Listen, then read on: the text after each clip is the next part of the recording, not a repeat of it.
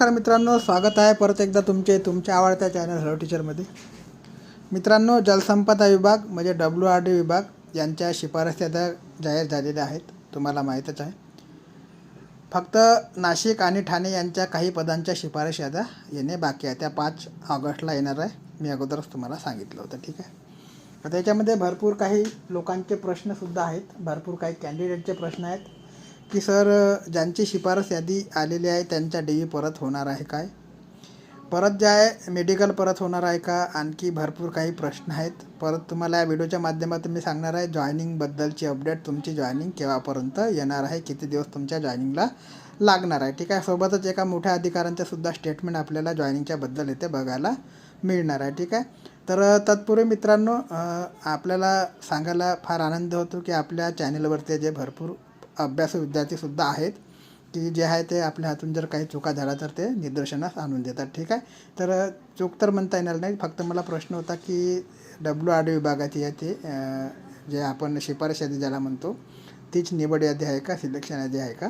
तर मी म्हटलं होतं की शिफारस यादी म्हणजे जी आहे ते निवड यादी आहे, ठीक आहे. तर याच्यामध्ये काही दुजाभाव नाही, शिफारस यादीमध्ये निवड यादी आहे. परंतु याच्यामध्ये सुद्धा काही टर्म अँड कंडिशन आहे आणि त्या टर्म अँड कंडिशन कोणत्या त्यासुद्धा मी तुम्हाला सांगितलेल्या होत्या. परंतु डिटेलमध्ये त्याच्यावरती चर्चा आपण केलेली नव्हती, कारण की भरपूर पॉईंट आपल्याकडे होते.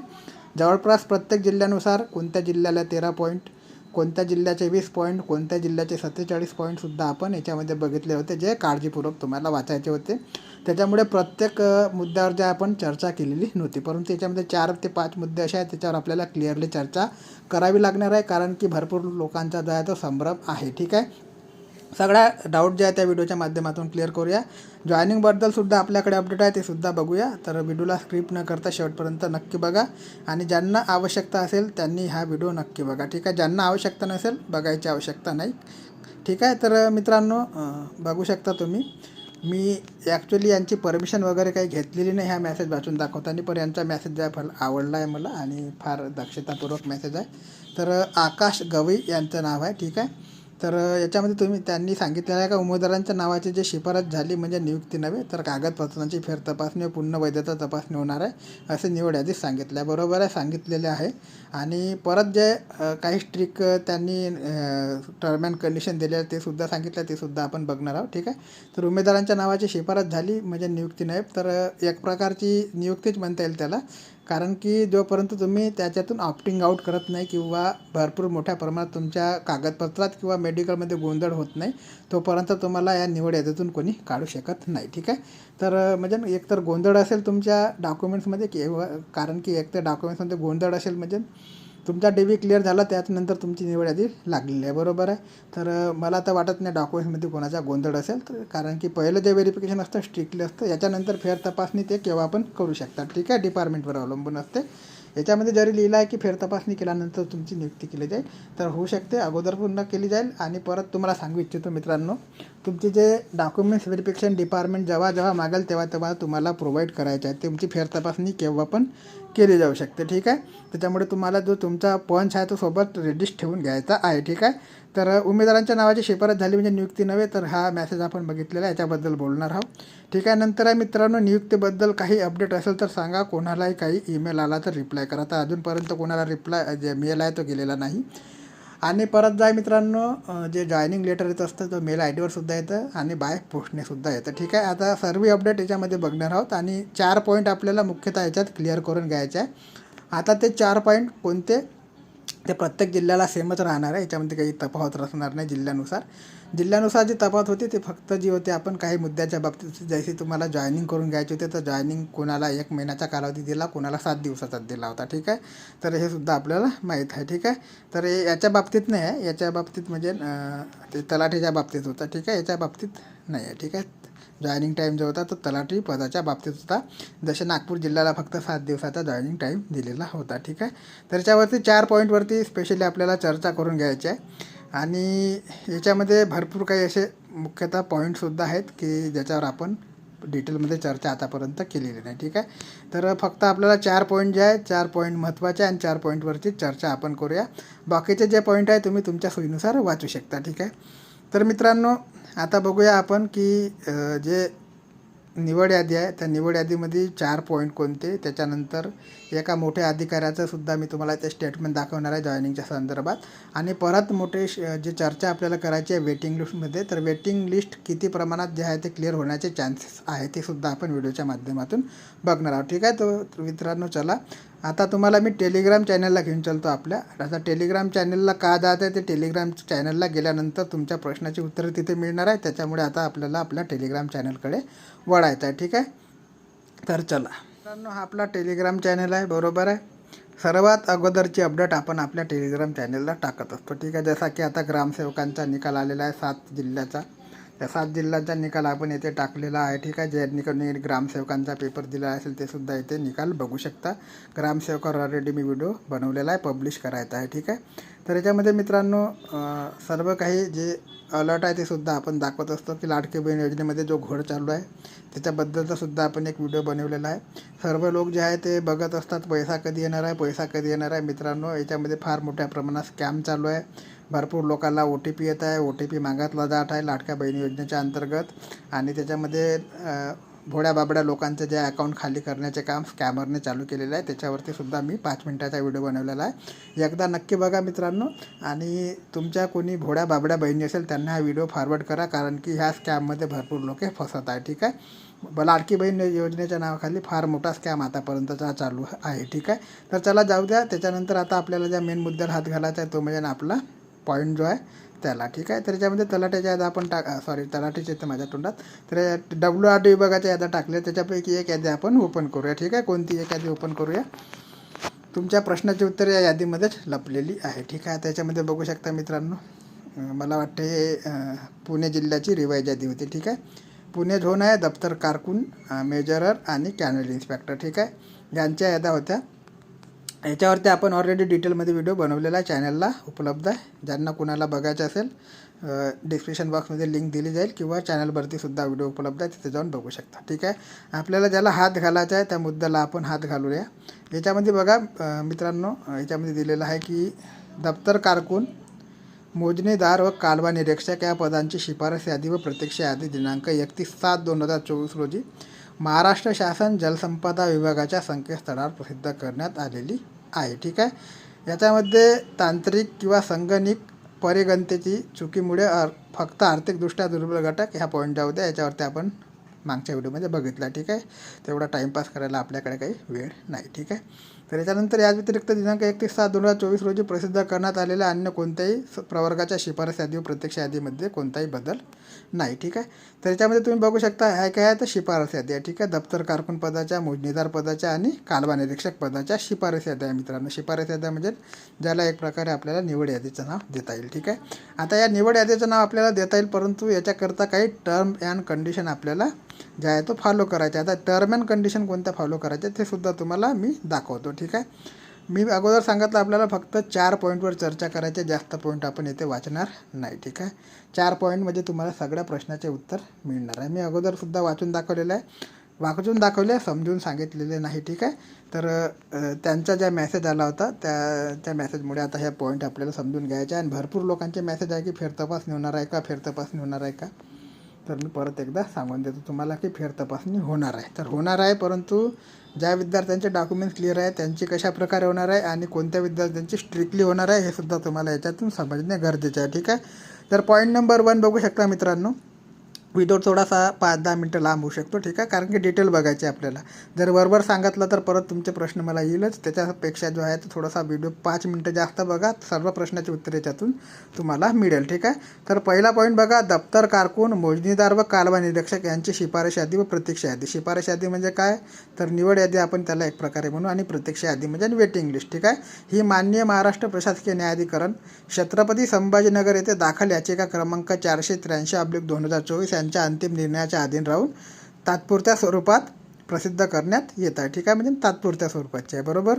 ह्या पहिला पॉईंटमध्ये काही तेवढं आपल्याला बघायचं नाही, फक्त जे आहे क्लिअर ते तुम्हाला पॉईंट वाचल्यावरच समजणार आहे. ठीक आहे. म्हणजे न्यायालयाच्या निर्णयाच्या अधीन जे आहे ते निर्णयाच्या अधीन राहून हे पब्लिश करण्यात येत आहे. ठीक आहे. म्हणजे न्यायालयाचा उल्लंघन करून यादी जी आहे पब्लिश करण्यात आलेली नाही, तो पहिला पॉईंट झाला. याच्यानंतर शासन निर्णय दिनांक 4 मे 2022 नुसार उमेदवारांच्या निवड यादी व प्रत्यक्ष यादी दिनांक 18/6/2024 ते 22/6/2024 मध्ये कागदपत्र पडताळणी केलेल्या उमेदवारांमधून काही प्रवर्गासाठी पर्याप्त पात्र उमेदवार उपलब्ध न झाल्याने, ठीक आहे. म्हणजे आता ज्या निवड याद्या लावल्या त्याच्यामध्ये ज्या डॉक्युमेंट्स व्हेरिफिकेशन झाले, त्या डॉक्युमेंट्स व्हेरिफिकेशनमध्ये काही प्रवर्गासाठी म्हणजे त्याच्यामध्ये तुमचे कास्ट पण राहू शकते, तुमचा हॉरिझॉन्टल कोटा पण राहू शकतो.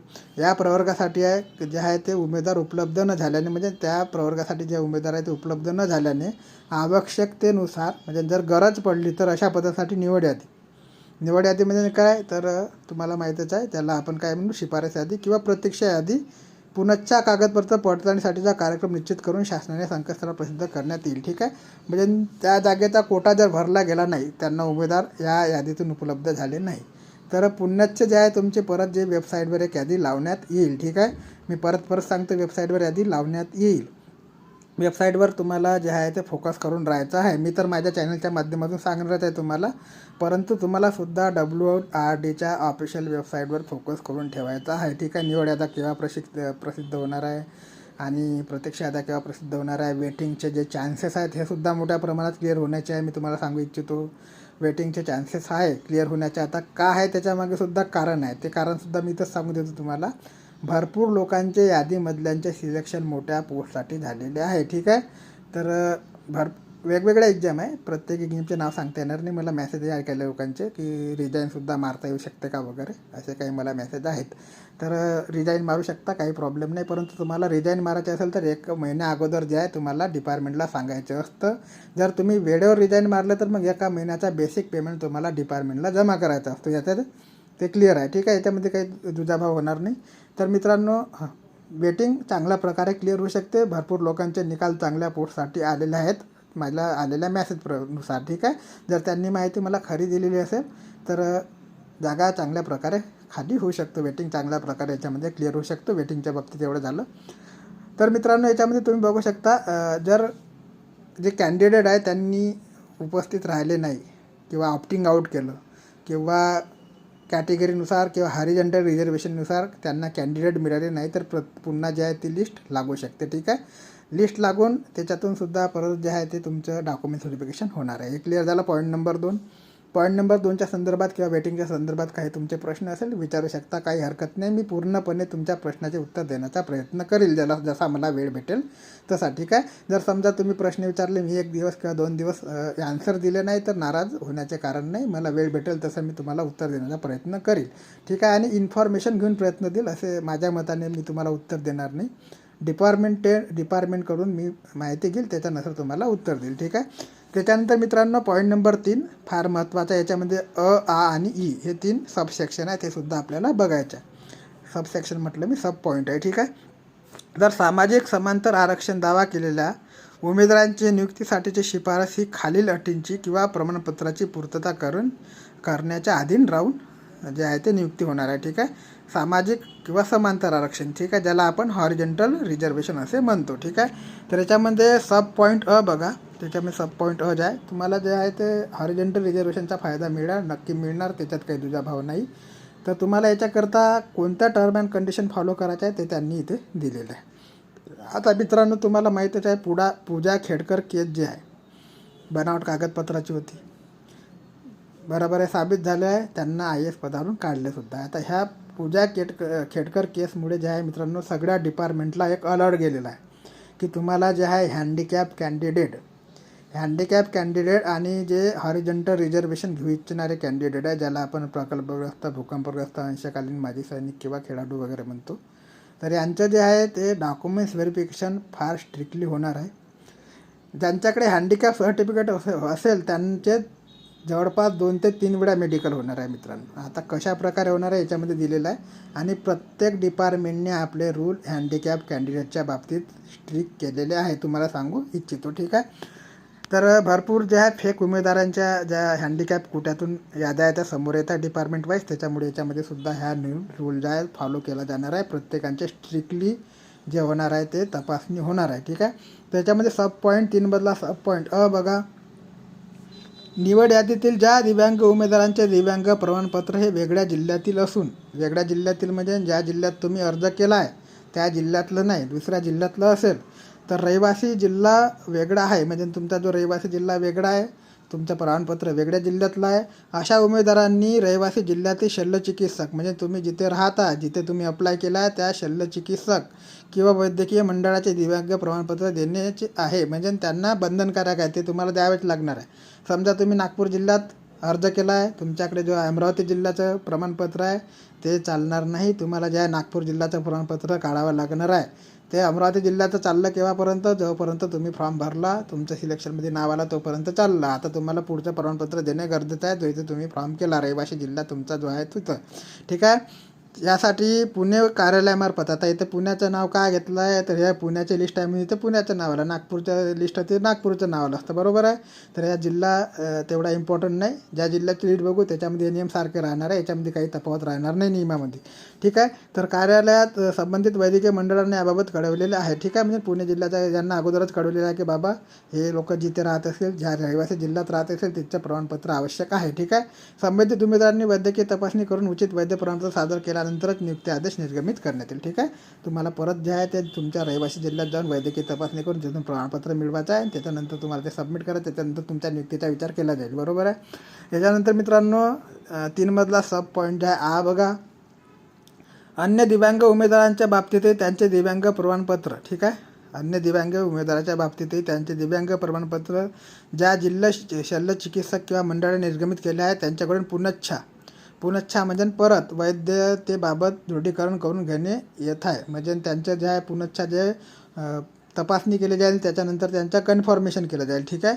दृढीकरण प्राप्त झाल्यानंतर संबंधित उमेदवारांनी पुनच्छा वैद्यकीय तपासणी होऊन उमेदवार सदर पदासाठी कायम करण्यास सक्षम असल्याचे प्रमाणपत्र प्राप्त झाल्यानंतरची नियुक्ती आदेश निर्गमित करण्यात येईल. ठीक आहे. म्हणजे तुम्ही स्वतःहून सुद्धा करायचं आहे आणि तुम्हाला डिपार्टमेंटसुद्धा त्याच्या सोयीप्रमाणे जे आहे मेडिकल करू शकते तुमचं. म्हणजे जवळपास तुमचे 2 ते 3 मेडिकल होऊ शकते म्हणत आहे मी. ठीक आहे. 2 तर तुमचे कन्फर्म तुम्हाला करून घ्यायचं आहे, 3रंसुद्धा डिपार्टमेंट त्यांना वाटेल तसे करू शकते. ठीक आहे. याच्यानंतर मित्रांनो 3मधला सब पॉईंट ई बघा, तसेच खेळाडू किंवा प्रकल्पग्रस्त किंवा भूकंपग्रस्त किंवा अंशकालीन किंवा माजी सैनिक किंवा शहीद किंवा दिव्यांग किंवा माजी सैनिकांचा पाल्य या समांतर आरक्षणांतर्गत नियुक्तीसाठी शिफारस झालेल्या उमेदवारांची शिफारस ही त्याने याबाबतचे प्रमाणपत्र निर्गमित करणाऱ्या कार्यालयाकडून पुनच्छा फेरपडताळणी करून घेऊन वैधता तपासणीच्या अधीन आहे. ठीक आहे. म्हणजे पुन्हा तुम्हाला जे आहे तुमच्या कागदपत्राची फेर तपासणी करून कन्फर्मेशन घ्यायचं आहे. कन्फर्मेशन गेल्यानंतर तुमची फेर तपासणी म्हणजे वैद्यकीय तपासणीसुद्धा होणार आहे. याची नोंद घ्यावी. सदर वैधता प्रमाणपत्र प्राप्त झाल्यानंतरच त्यांची नियुक्ती जे आहे ते निर्गमित करण्याचे आदेश देण्यात येईल. ठीक आहे. फेर तपासणी करणे फार गरजेचं आहे मित्रांनो. आता याच्यानंतर जो 4था पॉईंट आहे बघा, आतापर्यंत 3 पॉईंट क्लिअर झालेले आहे कोणाकोणासाठी, आणि 4था पॉईंट जो आहे मित्रांनो सर्वांसाठीच आहे. सर्वांसाठी म्हणजे ज्यांच्या निवड यादीत नाव असेल, शिफारस यादीत नाव असेल त्यांच्या सर्वांसाठी. याच्यामध्ये समन्वय समिती, गट क सरळ सेवा भरतीमार्फत नियुक्तीसाठी शिफारस झाली म्हणजे अंतिम नियुक्ती झाली असे नाही. ठीक आहे. जी शिफारस झाली म्हणजे तुमची अंतिम नियुक्ती झाली असे नाही. तर पुनच्छा सर्व प्रमाणपत्राची वैधता तपासणी व मूळ कागदपत्रांची फेर तपासणी झाल्यानंतरच नियुक्ती प्राधिकारी यांच्याकडून सविस्तर नियुक्ती पदस्थापनेचे आदेश निर्गमित करण्यात येतील. यांची सर्व उमेदवारांनी नोंद घ्यावी. ठीक आहे. कशाची, तर पुनच्छा सर्व प्रमाणपत्राची वैधता म्हणजे तुमचे जे व्हॅलिड सर्टिफिकेट आहे ते व्हॅलिड पिरियडमध्ये आहे की नाही ते, आणि मूळ कागदपत्राची फेर तपासणी म्हणजे तुमचे जे ओरिजिनल लागेल त्याची पुन्हा फेर तपासणी होऊ शकते बा. याच्यानंतर तुमचं जे आहे ते आदेश जे आहे ते देण्यात येईल. आता ह्या 4थ्या पॉईंटमध्ये विद्यार्थी मित्रांनो तोच कॅन्डिडेट बाहेर फेकला जाईल ज्यांची एकदम जे प्रमाणपत्रात खोट असेल. ठीक आहे. खोट असेल जी पहिल्या फेरीच्या वेळेस सापडली नसेल तर असाच, नाही तर याच्यातून जे चान्सेस आहे ते फार कमी असतात. ठीक आहे.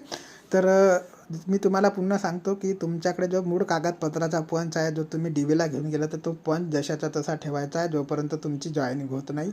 जॉईनिंग झाल्यानंतरसुद्धा तुम्हाला तो पंच सांभाळून ठेवायचा आहे ओरिजिनल डॉक्युमेंटचा. कधी पण डिपार्टमेंट मागू शकते. बरोबर. तर अशा प्रकारची मित्रांनो अपडेट आहे. म्हणजे तुमची जे फेरतपासणी होणार आहे. ठीक आहे. याच्यात काही दुमत नाही, फेरतपासणी होणार म्हणजे नक्की होणार. आता याच्यानंतर मित्रांनो आता आपल्याला बघायचं आहे, मी तुम्हाला सांगितलं वेटिंगसुद्धा क्लिअर होण्याचे चान्सेस आहे. का होणार आहे ते सुद्धा तुम्हाला सांगितलं. वेटिंगच्या संदर्भात प्रश्न असेल तर विचारू शकता, काही हरकत नाही, किंवा कोणताही प्रश्न असेल तरी विचारू शकता. आणि आता तुमची जॉईनिंग आहे मित्रांनो, ते जॉईनिंग किती दिवसाच्या आत तुम्हाला मिळू शकते. आता हे जे 3-4 पॉईंट तुम्ही बघितले असेल की फेरतपासणी तुम्हाला करून घ्यायची आहे. तुम्ही जेवढ्या लवकर फेरतपासण्या करून घ्याल, जेवढ्या लवकर डिपार्टमेंटकडे तुमचं मेडिकल फिटनेस सर्टिफिकेट किंवा तुमचं व्हेरिफिकेशन जे आहे हॉरिझॉन्टल रिझर्वेशनवाल्याचं, त्यांचं कन्फर्मेशन द्या आणि त्याच्यानंतर लवकरात लवकर तुम्हाला जॉईनिंगची प्रोसेससुद्धा सुरू होईल. ठीक आहे. डिपार्टमेंटसुद्धा करून घेईल. ठीक आहे. परंतु अगोदर तुमचं जे आहे ते जे सांगितलं आहे डिपार्टमेंटने ते देणे आवश्यक आहे.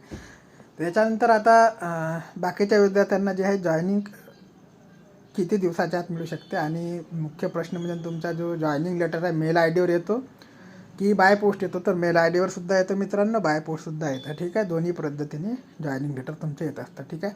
आता जॉईनिंगच्या बारात ज्या मोठ्या अधिकाऱ्यांचा आपल्याकडे स्टेटमेंट आहे किंवा एक मेसेज आहे ते सुद्धा आपण बघून घेऊया. दीपक सरांचा मेसेज आहे. दीपक कपूर सरांचा मेसेज IAS आहेत. तर त्यांनी आपल्या याच्यामध्ये लिहिलेलं आहे की direction have been given to control authority to speed up the joining process. म्हणजे जे डिपार्टमेंटचे अधिकारी असेल, जे या भरतीची प्रक्रिया सांभाळत असेल, त्यांना जे आहे ते आदेश देण्यात आलेले आहे की जे तुमची प्रक्रिया जॉईनिंग प्रोसेस ज्याला आपण म्हणतो ती प्रक्रिया फास्ट करा आणि लवकरात लवकर जे आहे ते नवीन कॅन्डिडेटची जॉईनिंग जे आहे ते करून घ्या आणि नवीन कॅन्डिडेटला जो नवीन जॉब आहे तो प्रोव्हाइड करा, असं जे दीपक सरांचं म्हणणं आहे. IAS आहे. ठीक आहे. आणि हे जे मत आहे त्यांच्या WRDच्या संदर्भात आहे. WRDची अपडेट आहे. जलसंपदा विभागाकडून लवकरच जे आहे ते नियुक्तीपत्र भेटणार आहे मित्रांनो. आता माझ्या अंदाजानुसार हे नियुक्तीपत्र तुम्हाला 1 महिन्याच्या आत भेटायला पाहिजे. ठीक आहे. तर लवकरात लवकर भेटू शकते, जास्त काही वेळ लागणार नाही. माझा तर अंदाज आहे की 15 ते 20 दिवसाच्या आत तुम्हाला जे आहे जॉईनिंग लेटर यायला सुरुवात होऊ शकते. ठीक आहे. तर मित्रांनो, तुम्हाला सगळ्या प्रश्नाची उत्तरे या व्हिडिओच्या माध्यमातून मिळालेली असेल. पुन्हा काही प्रश्न तुमचे राहिले असेल तर विचारू शकता, काही प्रॉब्लेम नाही. आणि चॅनलला नवीन असाल तर लाईक आणि सबस्क्राईब करायला विसरू नका. परत एकदा सांगतो, आपल्या टेलिग्राम चॅनलची जी लिंक आहे डिस्क्रिप्शन बॉक्सला दिलेली आहे. सर्वात पहिले जी अपडेट आहे, सर्वात अगोदर जी अपडेट आहे आपण त्या टेलिग्राम चॅनलला टाकत असतो. त्याच्यानंतर वेळ मिळाल्यानंतर आपण जे आहे व्हिडिओ बनवायला घेत असतो. ठीक आहे. म्हणून टेलिग्राम चॅनललासुद्धा तुम्ही जॉईन करून घ्या. ठीक आहे. बाकी काही अपडेट माहिती मिळाली तर चॅनलच्या माध्यमातून मी देतच असतो. तर तोपर्यंत जय हिंद, जय महाराष्ट्र, जय शिवराय.